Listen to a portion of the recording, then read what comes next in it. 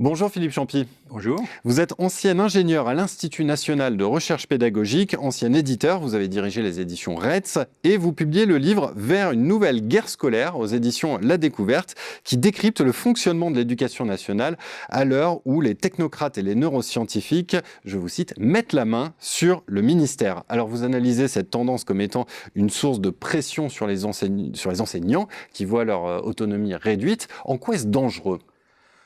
En fait, moi, je vois deux dangers dans cette attitude de pression vis-à-vis des professeurs, des enseignants en général.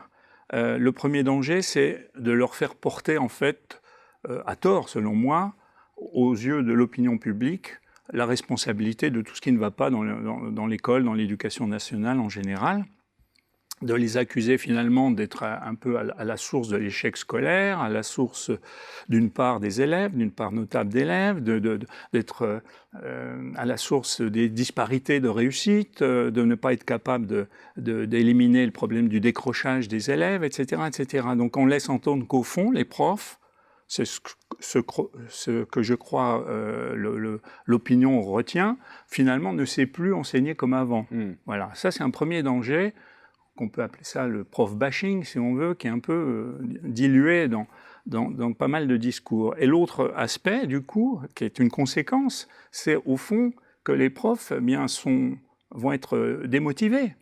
Ils vont se décourager, ils vont être déboussolés, puisqu'on leur dit « mais vous ne savez plus faire votre métier, vos anciens repères ne sont plus valables, il faut tout changer ». Et on a des politiques qui, précisément, changent des hauts dirigeants qui n'arrêtent pas de changer les programmes, de faire des prescriptions qui changent d'année en année. Les programmes scolaires récemment ont changé plusieurs fois en quelques années et ça, tout le monde est déboussolé, les enseignants comme les parents d'ailleurs. Alors, dans votre livre, vous dénoncez une triple alliance qui cherche à contrôler l'école, les néolibéraux, les neuroscientifiques et les géants du numérique. Qu'ont-ils chacun à y gagner ? Est-ce uniquement une question d'argent ? Non, c'est pas qu'une question d'argent, mais c'est aussi essentiellement une question de pouvoir.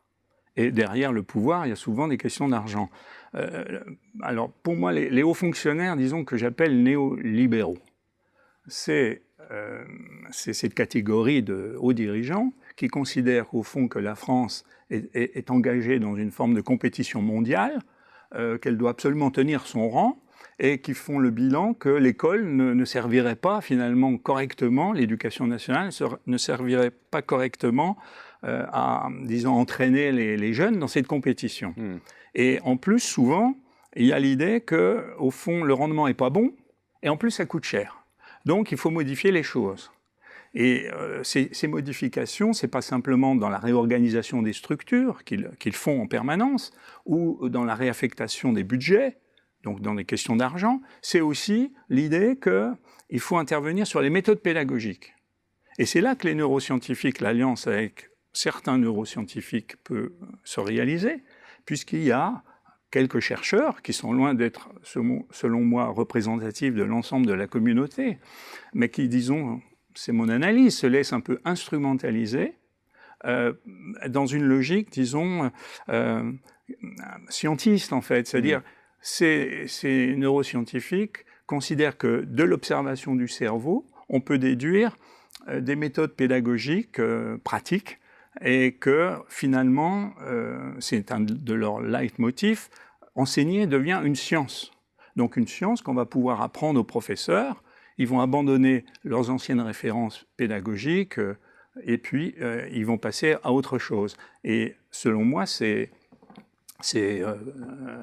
dangereux parce que c'est pas uniquement dans l'école qu'on remarque cette espèce de neuro-suprématie.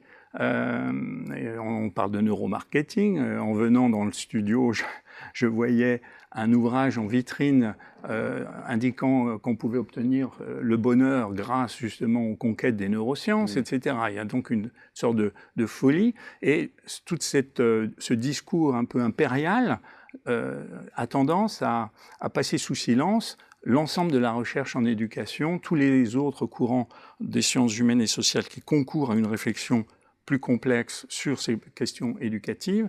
Et moi, je suppose aussi que là aussi, on retrouve des questions d'argent, de compétition entre chercheurs pour obtenir des financements. Et on sait que les recherches biomédicales, hein, qui sont celles des neuroscientifiques, à base d'observations d'IRM fonctionnelles et autres, ça coûte, c'est très onéreux en fait. Alors Philippe Champy, comment est-ce qu'on peut restaurer la liberté pédagogique des enseignants? Quelles sont les pistes à explorer? Alors pour répondre, je vais répondre d'abord quelles sont les mauvaises pistes, peut-être. Alors quelles sont les mauvaises pistes? Et ensuite j'essaierai d'indiquer peut-être quelles sont les bonnes. Les mauvaises, pour moi, il y en a 3. La première chose, c'est en fait d'imaginer une édition étatisée de ressources pédagogiques qui serait obligatoire et imposée aux enseignants, ressources qui seraient faites par des experts, coupées du terrain. Bon, voilà. Ça rejoint ce que j'ai dit tout à l'heure sur les neurosciences. La deuxième mauvaise piste, pour moi, ça serait d'imposer une forme d'examen a priori des ressources éditées par l'édition scolaire, comme ça se faisait, je le rappelle, sur le plan historique, du temps de la monarchie et du temps de l'Empire. Je ne pense pas qu'on a envie de revenir effectivement. Bon. Et c'est les Républicains de Jules Ferry, et depuis Jules Ferry, qu'il y a cette fameuse liberté pédagogique des enseignants qui a été instaurée, en même temps d'ailleurs que la liberté d'expression et la liberté de la presse. C'est au même moment, c'est dans les années 1880.